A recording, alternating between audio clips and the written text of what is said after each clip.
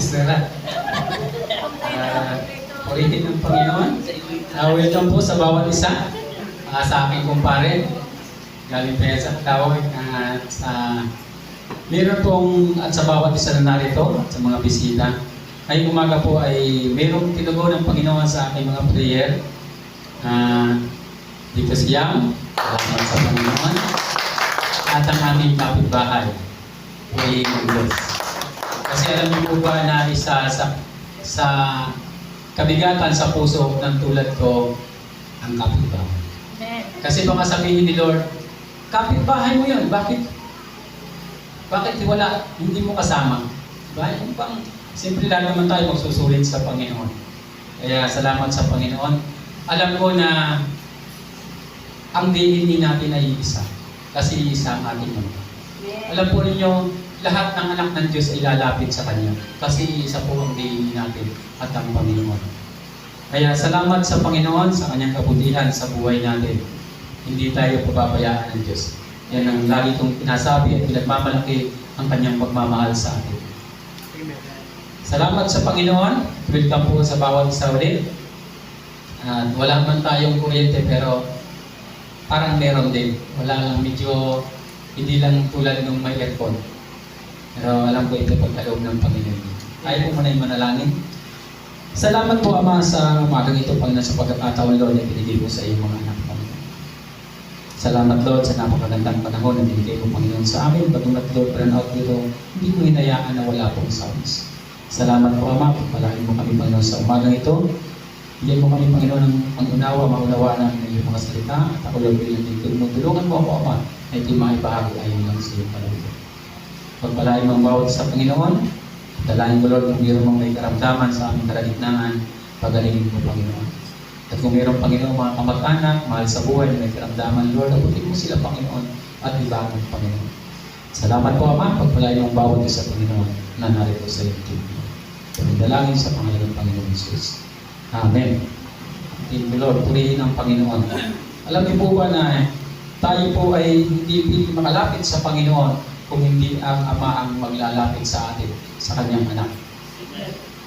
Kaya salamat sa Panginoon, kayong lahat ay nilapit ng Ama sa Kanyang anak para tayo po ay makarating kung saan ating talagang tunay na Ama, walang iba kung yan ang masalangit.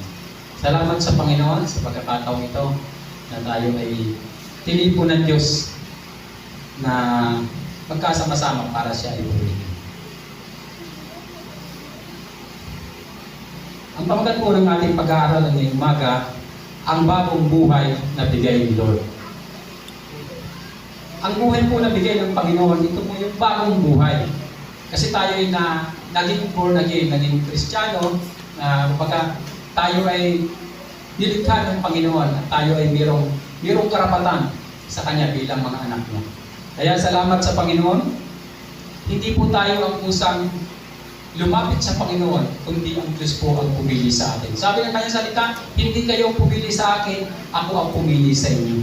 Kaya ang Diyos po ang gumagawa ng paraan para tayo ay mapalapit sa Kanya. Kasi tayo ay pinili ng Panginoon. Hindi po lahat ay pinili ng Diyos. Hindi po lahat ng tao sa mundo ay anak ng Diyos. Pero tayo po ay pinili ng Panginoon. Kaya tayo inilapit ng Ama sa Kanyang anak. At ang sabi ng Kanyang salita, mali pa na ilapit ng Ama sa Panginoong Hesus ang mga tao ay hindi siya maliligtas. Kaya salamat sa Panginoon dahil sa Kanyang buhay, walang ibang totoong nagmahal sa atin kundi ang Panginoong Hesus. Kasi pinako niya, nagpapako siya para sa ating mga kasalanan. Kaya tayo po ay nagkaroon ng bagong buhay. At ang buhay po ito ay napakahalaga. Sabi ko nga, itong buhay na ito, pag tayo po ay nawala sa mundong ito, tayo ay namatay, ito pong mayroon pong aalis sa ating pagkatao. At ang aalis po sa ating pagkatao ay walang iba kundi yung buhay. At alam ko na yung buhay na aalis sa atin ay mayroong siguradong patutunguhan na mas maganda kaysa dito sa Kanyang kinatatayuan sa panahon ngayon. Dahil yun ang tunay na buhay na pupuntahan natin. Kumbaga, yung yung buhay natin sa mundo ay napakaikli lang. Ito ay preparasyon para gamitin natin para doon sa pangako ng Diyos sa atin. Ito po ay preparasyon lang para magawa natin at magampanan. Pero ang Diyos po ang pumili sa atin.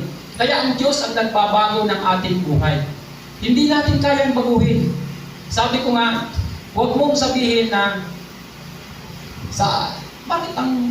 bakit yung aking asawa hindi ko gusto ang ugali niya. Yung aking kapatid, hindi magandang ugali. Tandaan po natin, hindi natin sila kayang baguhin. Ugali niya yun. Ang makakapagbabago lang sa kanya ay ang Panginoon. At lagi natin tatandaan na kaya mo lang baguhin ang iyong sarili. Hindi natin kayang baguhin. Kaya nga pag may nagtatanong sa akin, Pastor, ano ba dapat kong gawin yung asawa ko kasi? Ang sinasabi ko, tanggapin mo kung sino siya. Ipakita mong mahal mo siya. Parang kami ni Pastora, bakit ako naging Kristiyano? Dahil din sa kanya. Pag sinabi ko sa kanya nung time na yon, na bago pa lang akong magkasama, sabi ko, walang magsisimba kayo. Hindi niya nagsisimba. So nakita ko yung pagsunod. At patuloy na akong pinapanalangin pala pag ako ay natutulog. Nakita ko siya ay masunod. At siyempre, nung ako'y ayain niya, edi sumama na ako. Kasi sabi ko, yayaman ako dito sa pagiging Kristiyano. Sabi ng asawa ko, bakit? Sabi ko, tingnan mo, makakapag-save na tayo. Yung aking sigarilyo, nawala na. Yung aking pag-inom, nawala na. May ipon natin to. Nakapagpaaral ako ng mga anak. Ay kung hindi ako nabago ng Panginoon, kaya nga hindi natin kayang baguhin ang ating buhay. Ang Diyos lang ang magbabago sa atin. At yung bagong buhay na pangako ng Diyos sa atin, yun ang pinakamahalaga ng ating makamit. Yung buhay na pangako ng Diyos sa atin. At walang iba kundi yung buhay na ating kinakamimiti na pangako ng Panginoon. Ang buhay natin dito maikli lang, pero yun walang hanggang buhay na ibibigay ng Diyos sa atin. Kaya sabi ng Panginoon, makamit mo man ang kayamanan sa buong mundo, ngunit mapapahamak naman ang kaluluwa mo, walang saysay ng lahat. Kaya walang kabayaran ang kaligtasan. Hindi kayang bayaran ang kaligtasan. Tanging Diyos lang ang mga pagbibigay nito. Hindi mo pwede sabihin, ay, mayaman ako. Maliligtas ako. Hindi po. Hindi rin po sa paggawa ng mabuti ang kaligtasan, kundi sa pagtanggap natin sa Diyos. Ang gawa pong mabuti ay bunga lang ng ating kaligtasan sa Panginoon. Amen. Kahit marami kang pakainin tao araw-araw, pero hindi mo tinanggap ang Diyos, hindi ka rin maliligtas. Amen. Pero pag tayo piligtas, natututo po tayong magmahal.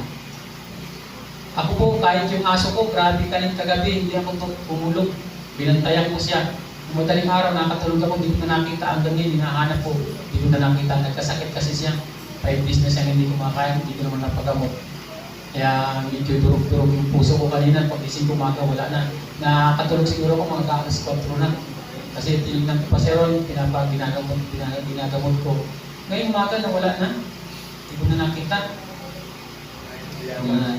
Kaya nasama kasi sa akin yun pag ako nag-pray. Salamat sa Panginoon. Tayo po ay binabago ng Diyos at ang Diyos po rin ang magbibigay nitong puso kung paano tayo niya bibigyan ng tagumpay sa buhay natin. Ang sabi po sa Ezekiel chapter 36 verse 26, sabi po diyan, bibigyan ko kayo ng bagong puso at bagong espiritu. Ang masuwayin ninyong puso ay gagawin kong pusong masunurin. Yan po ang unang ginagawa ng Diyos sa atin. Pag tayo nakakilala sa Panginoon, utay-utay pong nababago ang takbo ng ating buhay. Ang ating puso, utay-utay na nililinis ng Panginoon. Binibigyan niya tayo ng pusong masunurin. Kasi pag hindi po ito nagawa ng Panginoon sa atin, hindi po tayo makakatugon sa gusto ng Panginoon sa atin. Sa mga panawagan ng Diyos, hindi natin magagawa kung hindi babaguhin ng Diyos ang ating mga puso. Dahil likas po sa tao ang makasarili. Bakit mo nagagawa ngayon ng magbigay? Bakit mo nagagawa ngayon ng magmahal? Bakit mo nagagawa ngayon ng tumulong? Kasi po, binago na ng Diyos ang iyong buhay. Binago na ng Diyos ang iyong buhay. At yun po ay nakikita sa atin. nakikita po ang pagbabago ng Diyos sa buhay natin. Nililinis po ng Panginoon tayo, inaayos po. Pinapatan ng ating mga puso at pinapatan ng mga pusong masunurin. At para po magawa natin yung gustong ipagawa ng Panginoon at makamit natin yung buhay na pangako ng Diyos sa atin. Kaya salamat sa Panginoon. Ang buhay po na naglilingkod sa Panginoon, dito pa lang sa mundo mararanasan mo na ang kasaganahan. Kasi hindi pwede na ikaw ay naglilingkod, pero ikaw ay nagpapalimos. Ang sabi ng salita ng Panginoon, sabi ni Haring David, simula ako maging bata hanggang sa ako'y tumanda, wala akong nakitang lingkod ng Diyos na nagpalimos. So lahat tayo pagpapalain ng Panginoon. Pag tayo po ay talagang sa Panginoon naglilingkod, kasunod po ng pagpapala. Lagi kong sinasabi na ang pagpapala ay para po tumingin ka sa liwanag. Pag tumingin ka sa liwanag, ang anino mo po ay nasa likuran. Pero pag ikaw ay tumalikod sa liwanag, ang anino mo nasa unahan. Ikaw ang maghahabol ng blessing. Pero pag ikaw ay nakatuon sa Panginoon, ang blessing po ang hahabol sa iyo. Sabi ko nga kahit ang kwarto mo ay nasa underground pa, papasukin at papasukin ka ng blessing, igibain pa niya ang pintuan mo pag Diyos ang inuna. Kasi ang pangako ng Diyos, pag ako inuna mo, ipagkakaloon po ang mga pangkilan. Ang connection, pag tayo po nakakunik sa Panginoon, lahat po ng mga meron ang Diyos, meron po tayo. Lahat po ng meron siya ay meron tayo. Kaya po, babaguhin ng Diyos ang ating mga puso. Ang una pong binabago talaga sa tao ang ating puso. Pag hindi po tayo nabago, ang ating kaisipan, hindi po natin kayang maglingkod sa Panginoon. Hindi po natin kayang maglingkod sa Panginoon. Kaya ito po ang kinukondisyon agad ng Panginoon. Inaayos ng Diyos ang ating mga puso. Pinagaganda ng Panginoon. Pag pinagaganda ng Panginoon ng iyong puso, siyempre, makikita sa labas. Makikita yan sa labas, lalabas yan. Kung ano yung nasa loob. Lalabas po sa ating mukha. Na masigla, parang maginhawa, maaliwalas ka. Kasi ang Diyos po ang nagbibigay nun sa atin. Mabibigay po yung mga bagay na yan dahil ang Diyos po at totoo nagbabago. Pag tinawag tayo ng Panginoon, tayo po ay babaguhin ng Diyos. Babaguhin tayo ng Panginoon. Tandaan niyo, babaguhin tayo ng Diyos. Yan po ang sabi niya sa kanyang salita. Babaguhin tayo ng Panginoon ang ating mga puso. Alala ko mga ilang araw na kami na lagi kami kumakain sa labas. Hindi naman pala magastos kumain sa labas. Lagi kami kumakain sa labas. Dito po sa labas, na ang misa namin nasa labas. Sa labas lang. Ilabas. Gusto niyo kumain sa labas? Ilabas ang misa. Doon po sa labas yung misa. Yung mga pagkain ng kapitbahay, dinadala dyan. Diyan kami kumakain. Kaya, maging masaya po tayo sa paglilingkod natin sa Panginoon. Pinabago ng Panginoon ang ating mga puso. Kung hindi tayo nakakilala sa Panginoon, sasakop sa amin dito magkain yung mga kapitbahay namin. Kung anong ulam nila, hindi ulam namin, sama-sama dyan para kumain. Di po masaya. Kasi isa po ang ating DNA. Tayo po talaga ay magkakasama-sama. Tayo daw po, ayon sa pag-aaral, tayo po lahat ay may mga liwanag sa ating mga puso. Tayo po ay may ilaw. At yung ilaw natin, yun ay nakakunik sa Panginoon. Sa satellite, nakakunik yun doon. Alam ng Diyos kung sino yung kanyang mga anak. Alam ng Diyos kung, kasi mag-a-appear doon yung liwanag mo. Ay, liwanag ito ni yung aking anak na siya. Kaya po, pag tayo po ay mayroong problema, nakakunik tayo sa Panginoon, madali pong ma-detect ng Lord. Nalalaman agad niya kung mayroong kang problema, kaya nandun agad ang response ng Panginoon sa iyong mga pangangailangan. Tinutukod agad ng Panginoon. Lagi niyong tandaan na pag mayroong kayong anak na mayroong nasa area ng napalitaan yung may kagulo sa lugar na yon, o mayroong sakuna, may baha, ang tandaan niyo, ang una yung dadamputin, anak ninyo. Magkaroon man ng kaguluhan, magkaroon man ng kahirapan, ang una niyong iaangat ay ang inyong anak. Wala kayong ibang dadamputin kundi ang anak ninyo. Kahit nasabihin pa ng maraming tao dyan, kilala mo ang anak mo. Kilala po tayo ng Diyos. Ang DNA natin at ang Panginoon ay iisa. At yung ilaw ng Diyos, at yung ilaw natin ay iisa. Nagpupulit po tayo sa Panginoon. Kaya hindi po tayo pwedeng makatago sa Panginoon. Kaya po tayo ay may proteksyon kahit tayo ay nasaan. Kasi nagliliwanag po ang ating ilaw sa Panginoon. At pag mayroon kang tumawag ka sa Panginoon, automatic kumaapit agad sa Kanya yon. At mayroon agad anghel na ipapadala ang Diyos sa iyo. Mapapansin mo, pag tayo ay mayroong problema, mayroon tayong nangangailangan tayo, bigla lang may darating na tao na tutulong sa'yo. Kasi naditik ng Panginoon na ikaw ay may problema, kaya magpapadala ang Diyos ng anghel. Hindi po anghel na may pakpak ang pinapadala ng Diyos. Kung minsan yung kalapit mo rin. Kung minsan yung kalikit mo lang, yan yung padadala ng Diyos sa'yo. Nangangailangan ka ng pera, mag-pray ka. Yan, lagi mo sinasabi. Pag medyo, alam mo may pera yung kalapit mo, laksan mo ng kaunti. Ano na, ilan? Saan kaya ako mangungutang? Hindi lang po gagamit ang Diyos ng malayo. Kaya sabi nga sa ating mga kasabihan sa atin sa Pilipinas, mas mabuti pang humingi ng tulong sa kapitbahay kaysa sa malayong kapatid. Kasi kung tatawagan mo yung kapatid mo, kailan pa makararating? E samantala sa kapitbahay, humiyaw ka lang, andyan na sa'yo. Kaya po, ang pagmamahal po ang napakagandang i-develop sa puso natin. Dahil ito po yung tunay na regalo ng Diyos sa atin. Pag tayo po ay marunong magmahal, marunong magbigay, ito po ay sa atin bumabalik. Ano man ang ginawa mo sa iyong kapwa, yun po ay ikaw po ang mag-harvest. Ikaw ang makikinabang, ikaw ang pagbibinibig ng lahat ng ginagawa mo. Lahat ng ginagawa po natin. Kaya po binabago ng Diyos ang ating puso. Dahil gusto ng Panginoon na tayo ay maging matuwid sa harapan niya. Kaya salamat sa Panginoon. Tayo po ay patuloy na binabago ng Diyos. At pag nabago na po ng Panginoon ang ating puso, patuloy po tayong makalalapit sa Kanya at magagawa natin yung gusto ipagawa ng Diyos sa atin. At ang sabi po sa 27, bibigyan ko kayo ng aking espiritu upang makalakad kayo ayon sa aking mga tuntunin at masunod din niyong mabuti ang aking mga utos. So pag nabago na po ng Panginoon ang ating puso, bibigyan na po tayo ng espiritu. At yung espiritu po na yun yung nakikipag-usap sa Panginoon. Kaya nga ang espiritu natin, tayo po ay binubuo ng body at espiritu at yung soul natin. Yung kaluluwa natin, pag yun ang ating pinalalakas, kumakampi po doon yung ating body. Nagagawa ng body natin yung gusto ng kaluluwa. Pero pag malakas yung espiritu, doon po tumitikit yung ating katawan, yung body natin, siya ang nasusunod yung gusto ng banal na espiritu. Kasi yun ang malakas. Di ba pag tayo ay nasa mundo, pag mayroong counting chismis, yung tayo mo nakaganon. Lumalakas yung spirit, yung kaluluwa mo sa mundo, kaya yung body mo, hindi ganun. Hindi ka naman kasali sa usapan. Bakit gusto mo makinig, di ba? Pansinin mo, pag mayroong pinag-uusapan, doon ka na, labas na muna kayo, may pag-uusapan kami. Nasa labas na, pero nakatitig sa dingding. Ano yung pinag-uusapan nila? Bakit hindi ako sinasali? Di ba? Kasi ang lakas ng iyong kaluluwa na makalaman. Kaya yung iyong body doon pumapanik.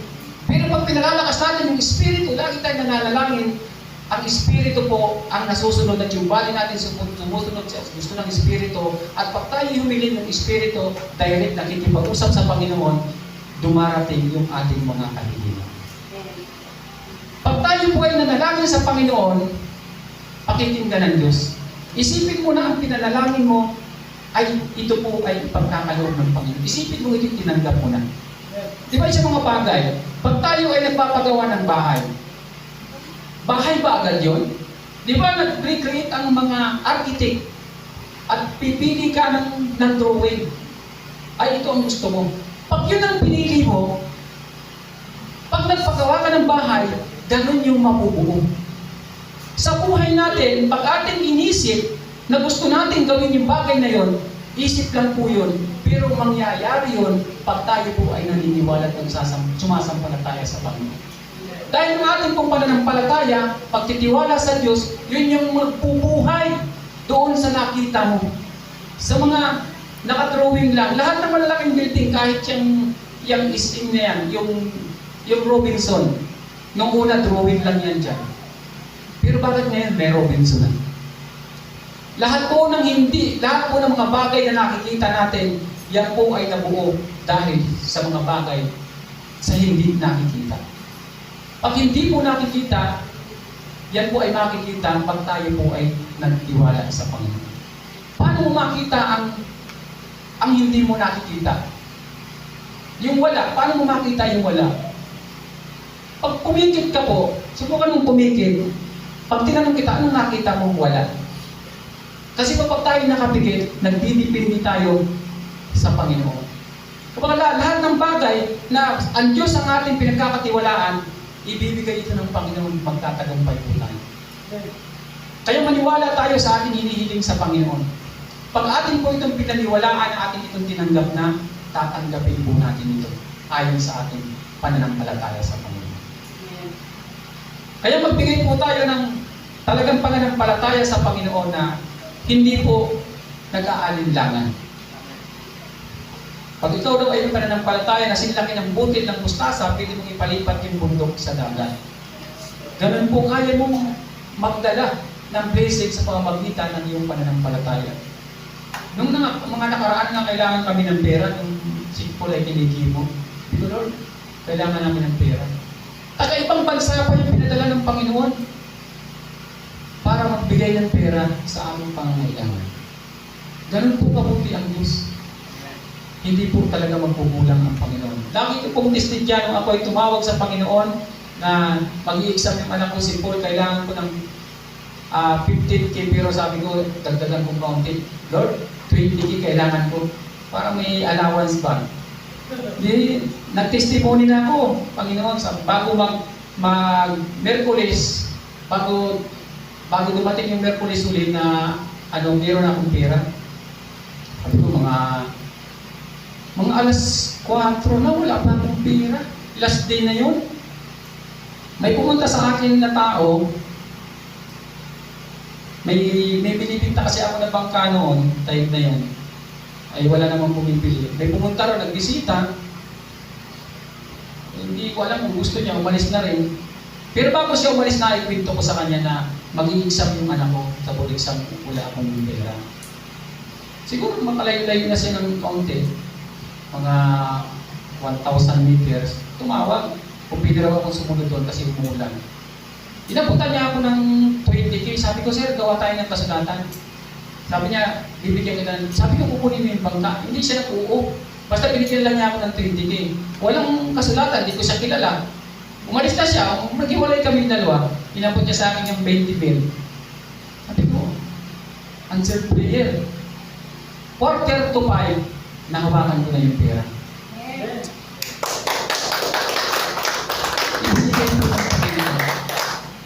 Kaya pag tayo po hindi nag-aalinlangan sa pagtawag natin sa Diyos.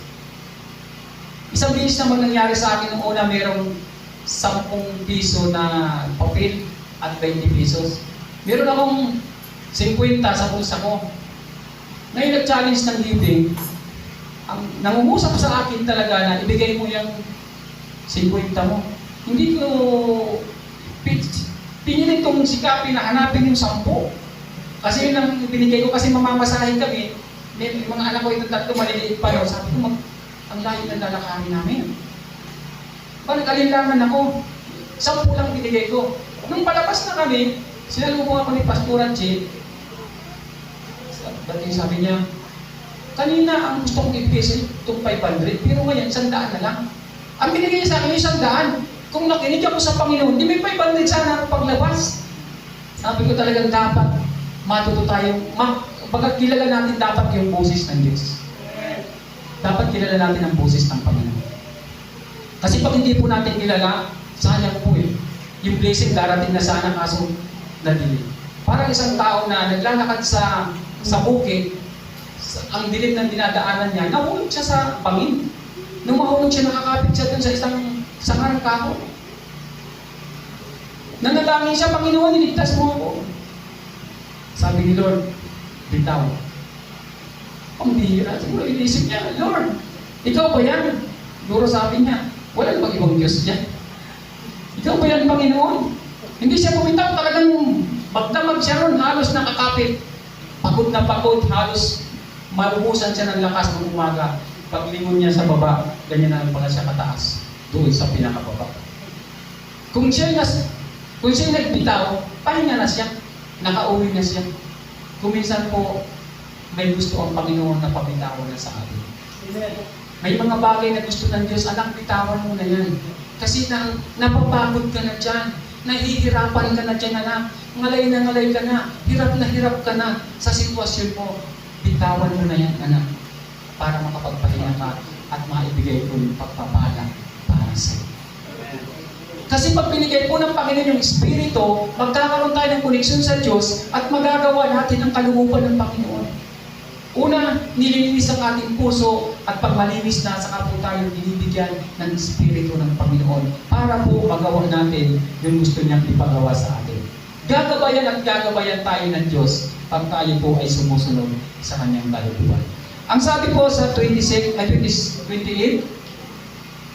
ititira ko kayo sa lupain ibinigay ko sa inyong mga ninuno. Kayo ay magiging bayan ko at ako ang inyong Diyos. Yung napakasarap na talagang ang Diyos. Ititira tayo sa mga, sabi diyan, ititira ko kayo sa lupain ibinigay ko sa inyong mga ninuno. Kayo ang magiging bayan ko at ako ang inyong Diyos. Kasi binigyan ka niya ng pusong masunurin. Binigyan ka na ng Espiritu. Siyempre, piltong ka na sa Panginoon. At tayo po ay magiging mabuting lingkod ng Diyos. Tayo po ay magiging mabuting katiwala ng Panginoon. Naalala mo yung isang engineer, yung tatay niya mayaman. Sabi niya, nak, magpapagawa tayo dito ng isang magandang bahay. Sabi niya, ikaw ang aking pagmamanage sa bahay niya ito. Sabi niya, tuwan-tuwa yung anak. Ay, yung anak medyo mahilig sa gusto niya makakuha ng malaking halaga. Ang ginawa niya, yung kanyang kabilya, yung mga ginagamit na bakal, imbis na 12 mm, ginagawa niya yung 8 mm lang. Nung mayari yung bahay, halos yung kalahati ng budget napunta sa kanya. Napunta sa kanya yung kalahati ng budget. Tuwan-tuwa siya, masaya siya. Sabi ng tatay niya, sige, maghanda ka anak dyan kasi isisilibrate natin tapos na yung bahay. Nung pagkatapos ng handaan, tinawag yung anak niya, ibinigay yung susi. Anak, para sa iyo talaga ang bahay nito, kaya ikaw ang binigyan ko ng para ikaw ang magawa. Kasi gusto kong pag-ibay. Natumba yung anak niya ng lobo. Kasi ang bahay niya, alam niya, magigiba. Mawawasak. Ang gusto po ng Panginoon, pag tayo pinagkatiwalaan ng Diyos, patibayin po natin ang templo ng Diyos. Ang templo po ng Panginoon ay itong ating body, itong katawan natin. Alagaan po natin ito sa ating prayer, sa ating ginagawa, sa ating galaw sa Panginoon. Dapat po ito ay maging matibay. Sayang po, di ba, pag ito pala yung binigay ng Panginoon sa iyo, tapos sinisira mo lang. Hindi mo binibigay talagang tamang materialis. Hindi ka natutulog ng tama sa oras. Hindi ka kumbaga yung dapat mong ginagawa, hindi mo ginagawa, kaya natin yung marupok yung ating katawan. At pag tayo pinanghina, hindi na tayo makakapaglingkod sa Panginoon. Kaya sabi ko nga, habang tayo malakas, purihin natin ang Diyos. Kaya nga ako, pag nagpupuri sa Panginoon, tumatalon ako. Kasi alam ko, darating ang panahon, hindi ko na kayang tumalon. Amen. Naalala ko yung isang lolo, sabi nung lolo niya, yung lolo kasi niya, nakikita ko po, tuwing hapon, umaagat sa misa. At doon ay kumakanta siya. Sabi niya, Lolo, bakit naman dyan ka pa umaakyat para kumanta? Pwede ka naman kumanta sa baba. Kaya sabi ng lolo niya, Apo, kasi nung kabataan ko, nangarap ako umakyat ng stage para kumanta. Hindi ko nagawa. Kaya ginagawa niya nung matanda na siya. Noon niya gustong gawin, nung matanda na siya. Kung gawin po natin, kung ano yung pinagagawa ng Panginoon na kaya natin, gawin po natin.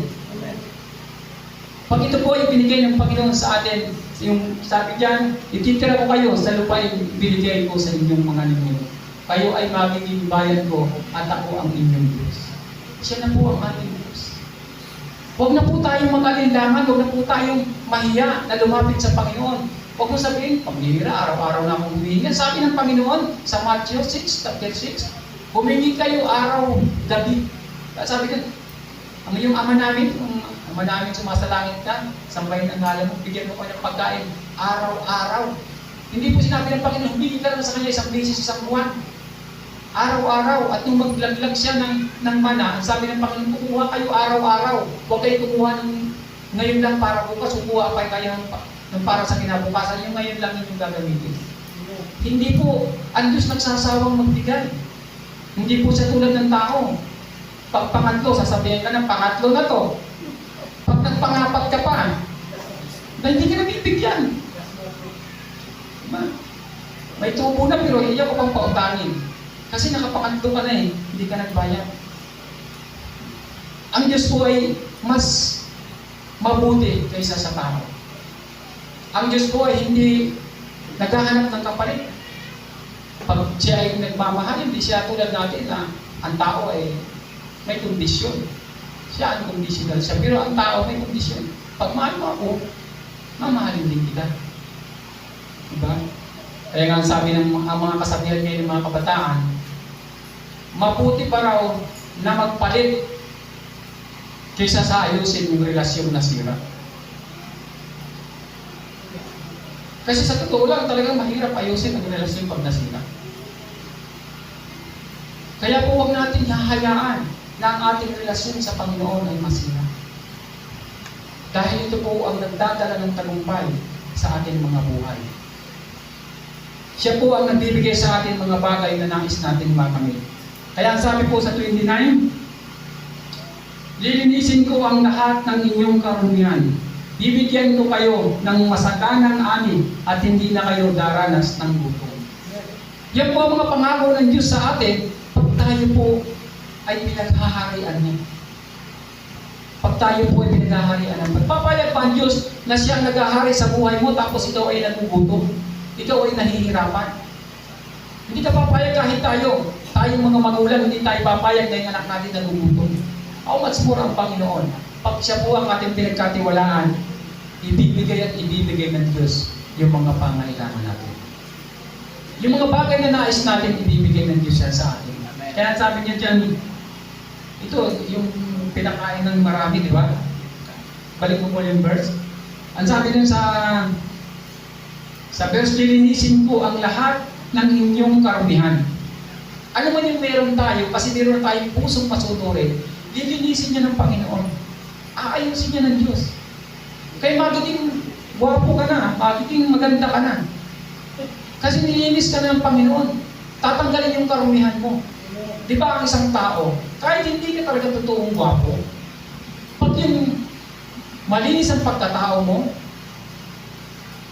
yung nasa tama ang iyong pamumuhay, maraming tao lalapit sa iyo. Maraming tao mamamagnet sa iyo. Matutuwa sa iyo. Itong tao ito, nagtataka ako sa buhay niya. Talagang faithful siya. Pag sinabing ganun-ganun, yung pinsan ko pag kami nag-usap nun, sabi niya, rain or shine, pinsan, magkita tayo. Kaya minsan, mayroon kaming, may pupuntahan kami, nagpagyo kasi, pagyo nung gabi, nung araw, parang nag-aalangan akong pumunta. Kasi pupunta kami sa dagat, kukuha kami ng baklat, mga usok ng baklat, tulos. Sabi ko, baka wala yung pinsan ko. Ay lakas ng alon. Dito talaga pumunta rin ako. Sabi niya, pinsan, kanina pa ako dito. Sabi ko, alam ko, hindi ka pupunta, ay walang pansin po nun. Mabuti na lang pupunta. Pag yun kasi nagsabi, talagang pupunta at pupunta yun. Pupunta at pupunta talaga siya. Gagawin at gagawin niya. Yung pinag-usapan ninyo, talagang ganyan siya parang salita. Kaya saan sabi diyan, lilinisin ko ang lahat ng iyong karumihan. So magiging matuwid na tao na tayo. Magiging maayos tayong taong mag-usap. Di ba ang tao, pag yung tao kausap mo ay, talagang pag sinabi niya, ginagawa niya. Pag meron kang tulad ni Ian, siya ay nagra-rise. Yung mga tao may tiwala sa kanya, ay si Ian ang tawagan mo kasi pag yun ang nagdala, sigurado, darating sa tamang oras. So pag napakalagaan natin yung bilang tao tayo, mapakalagaan natin yung ating pagiging matuwid, magsalita, yung mga bagay na magiging maayos po. Kahit po sa tindahan. Pag tayo po ay tama ang timbangan, marami po pumabalik para mabili. Pero pag ang timbangan mo yung 1 kilo, 9 grams, mga 3 bili lang ng tao pag naitimbang, ay huwag ka na ulit bumili doon. Doon ka na sa kabila kasi kulang ang timbangan nila dyan. Hindi na babalik sa iyo. Pero pag tayo po nabubuhay dun sa katuwiran, maging matuwid, malinis po ang ating puso at magiging tama ang takbo ng lahat ng ating ginagawa. At pagpapalain po tayo ng Diyos. Magiging tama. Magiging tama ang lahat ng magiging hakbang mo at doon po mag-uumpisa ang pagpapalang walang halong pasinlan sa buhay. Kasi nagiging tapat ka.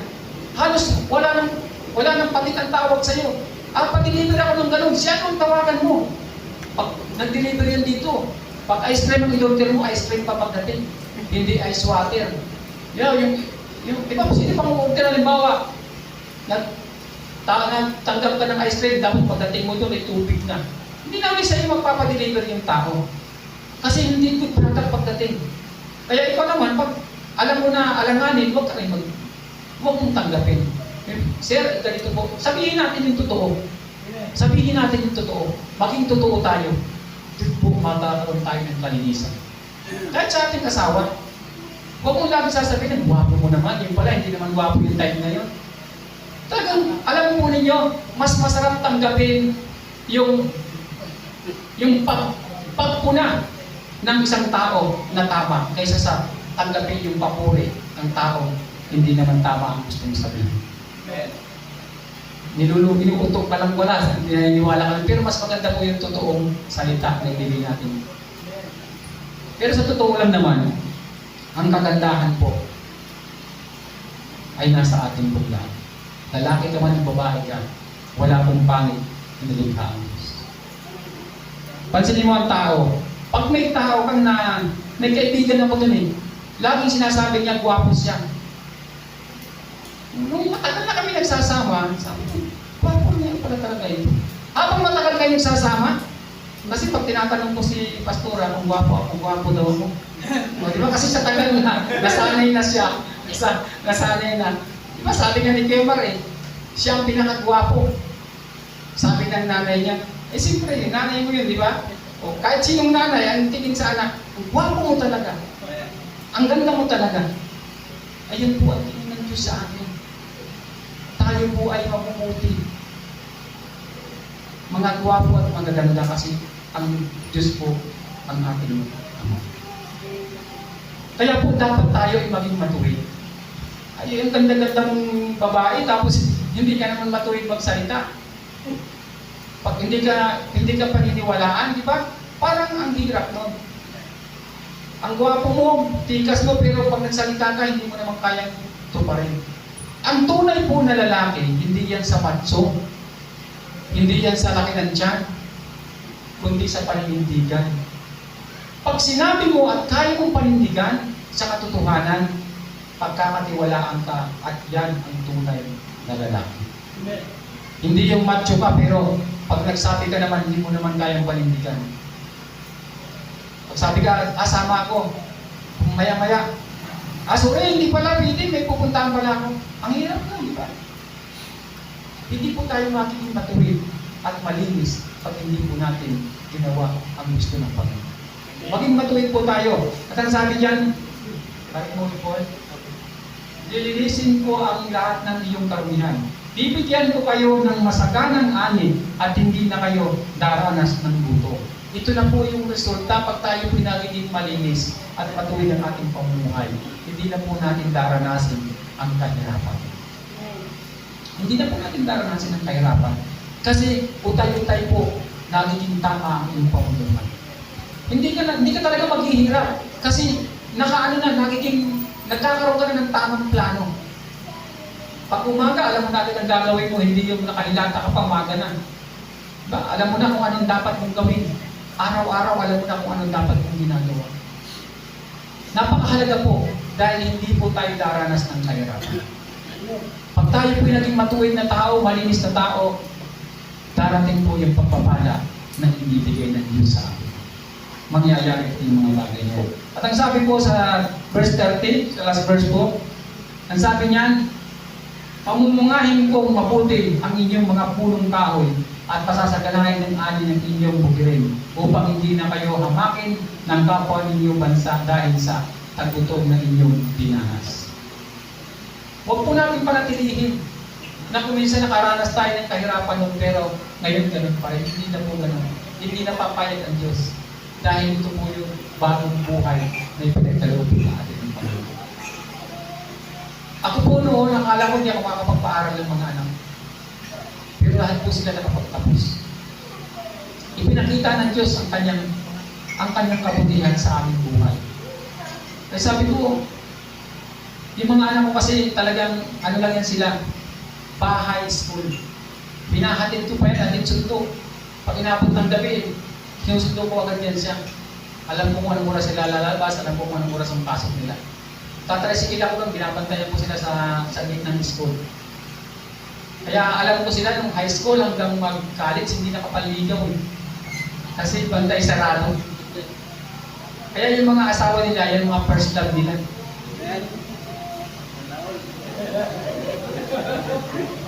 Diba? Kaya po, siguro mana-mana lang yan. Tapos tatakas mo lang po tayo sarili mo, sinama mo pa kami. Salamat sa Panginoon. Alam po ninyo, gagawin ng Diyos na maayos ang ating pamumuhay. Magiging maligaya tayo. Kung dati, 2 lang ang gulong na sasakyan mo, gagawin niyang 4. Magkakaroon na ng tulos. Kaya salamat sa Panginoon. Nakaraan niya, sabi ni Dustin, Pastor, ano mo na ako, mag-drive tayo kasi pag-renew na ako ng license ko na 1-2. But mga bagay na gusto natin, ibibigay ng Diyos yan sa atin kasi tayo ay patuloy na babaguhin at babaguhin ng Panginoon ang ating pamumuhay. Kaya salamat po sa Panginoon na hindi tayo pinagkukulang ng Diyos. Maging tapat po tayo sa Panginoon. Maging 100% po ang ating pagtitiwala sa Panginoon. Pag meron po tayong gustong hilingin sa Panginoon, magtiwala ka, talagang isipin mo na ito, tinanggap mo na at ito ay mangyayari. Mangyayari at mangyayari po ito. Pag atin po ito. Di ba pag tayo ay may gustong hingin, yung mga bata, kaya magkaiba talaga eh. Yung aking apo, si Prince at saka, lagi kong kinukumpir yung dalawa, si Prince at saka si Tali. Pag si Tali humingi, parang may pera ka dyan. Ay, wala akong pera sa punta, wala. Pag yung isang humingi, pag may pera ka dyan, wala. Saan yung wallet mo? Nandun sa bag, pupuntahan doon. Dito nga, wala akong pera, doon meron. Kasi hindi naman naubusan ng pera yung wallet ko eh. Doon meron, makakakuha siya. Kaya sa paghingi natin sa Panginoon, kumpurni sa paniniwala ko. Si Prince, hindi na naniniwala na ako walang pera. Kahit doon pa, kaya hindi ako dumadaan sa mga mamahaling laruan. Dahil dumaan ako minsan, 3,000 plus, bike agad na nadampot, hindi umaalis. Ay paano kung walang pera si Pamdi? Iiyak yan doon. Hindi mo pa naman kayang tigilan. Kumpurni po sa paghingi natin sa Panginoon. Kahit tayo pare-parehong anak ng Diyos, mayroon pong malakas sa Panginoon. Kaya nga dyan, ano yung mga kapatid ko sa akin eh. Baga, nagtataka sila. Kasi nangyayari sa amin yun. Pare-pareho kami. Totoo, ang mga anak pare-parehong mahal ng magulang. Pero pag yung kapatid ko humingi sa tatay ko, sa nanay ko, sabi niya, wala na kasi kami naubos na, wala na akong pera. One time, dumating ako, sabi ng nanay ko, kasi nag-release muna ako, tapos kaupo ako. Parang, anong kailangan parang malungkot ka? Alam ko kasi, humingi na yung kuya ko eh, ay walang naibigay, alam ko wala. Sabi ng nanay ko, bakit ito parang may problema ka? Sabi ko, meron kasi akong bayaran na yun, eh, wala pa akong pera. Sabi niya, halika rito sa kanila. Kasi si kuya mo, kanina nangihingi, sabi ko wala akong pera. May dinukot doon sa nakabigkis, may kinuhang pera. Ito, ano mo lang ito. Sa'yo na ito. Pareho kami anak. Para dito sa unahan, nakita pa ng kapatid ko, sabi niya, may pera ka galing kayo na yan. Sabi ko, oo. Sabi niya, pera naman ako. Hindi ko sa kanya yung ika-apat na parte. Iba eh, hindi po pwedeng itago ng Panginoon ang blessing sa tunay na nagmamahal. Hindi po yan pipigilan ng Diyos na hindi ibigay sa iyo pag ikaw ay nakitaan ng Panginoon ng pagsunod sa Kanya. Hindi po talaga magkakamali ang Diyos. Kaya nga sa mga bata, para parehas yan mahal natin bilang magulang. Pero merong hindi mo kayang tanggihan pag humingi. Kaya pag humihingi tayo sa Diyos, huwag naman yung Lord, bigyan mo ako nito. Wala naman pala, huwag na lang. Huwag naman tayo pa yung nagmamalaki, tayo na lang nangihingi. Dapat sikapin natin, Lord, gusto ko Panginoon, ibigay mo ito sa akin. Talagang tanggapin natin, talagang i-claim natin na Lord, gusto ko ito Panginoon. Para matanggap natin. Di ba, sabi ng Panginoon to sa, kung meron kang bisita, at wala kang mapakain, pumunta dun sa kapitbahay niya, tumutuktok. Hindi siya pinagbubuksan. Dahil kaibigan niya, pero ayaw siya pagbubuksan. Pero walang tigil katutuktok. Dahil sa kakulitan, sabi ng Panginoon. Hindi dahil sa magkaibigan sila kaya siya tutulungan, kundi dahil sa kanyang kakulitan na hindi siya tumitigil. O sabi ng masamang hukom, sabi doon sa bawaing hinihingi ng katarungan, ibibigay ko na sa iyo ito. Hindi dahil kundi dahil sa ayaw ko nang makita ang pagmumukha ko dito. Dahil na yung yung kanyang yung daan, talagang hindi tumitigil na paglapit. Sa Panginoon po, conforme sa atin, bakit si Pastor 1,000 lang sa Panginoon binibigay? Hindi ako bumibigay. Si Jacob po nung siya humingi, hindi po siya bumibigay. Paspasan mo ako Panginoon. Kahit anong pinalo na siya, hindi siya bumitaw sa Panginoon. Kung tayo po hinihingi sa Diyos, huwag po natin itong bibita. Hawakan natin, Lord, gusto ko ito Panginoon. Gusto ko ito Panginoon. Sa dalawang batang nag-aagawan, laruan. Kung sino talaga yung gustong-gusto, hindi bumibitaw, siya ang nagkakamit. Diba, pansin nyo, pag siyang hindi niya binibitawan, siya yung matinding kapit at umiiyak, sasabihin ng mama, ibigay mo na nga muna sa kanya yan, mamaya ka na. Mamaya na yung kuya, laging talo yung kuya. Pag nag-away ang magkapatid, laging talo ang kuya dyan. Kasi laging nandun yung nanay, bigyan mo na sa kapatid mo. Kasi siya yung laging nakakapit. Sa Panginoon po, kung sino yung malapit sa Kanya at laging nakadikit, siya po ang nagkakapit. Salamat sa Panginoon sa Kanyang mga salita. Tayo po yung po tayo manalangin. Salamat po Ama sa pagmamano sa amin, Padre. Pagpalain mo Lord ang bawat isa sa amin, Panginoon. Dalangin ko Lord, yung buhay na pangako mo sa amin, Panginoon, yung kasagalaan dito sa mundo ito, Panginoon, at yung pagbibigay mo, Panginoon, sa amin ng kasiguraduhan, Panginoon, sa aming paglilingkod sa iyo. Gabayan mo Lord ang bawat isa, Panginoon. Pagpalain mo, Panginoon, ang bawat pamilyang narito, Panginoon. Patuloy mo kami Lord bigyan ng patumpay sa lahat ng aming mga gusto mo. Salamat po, Ama. Samahan mo kami, Panginoon, at pagpalain. Pagdalangin sa pangalan ng Panginoon Jesus. Amen.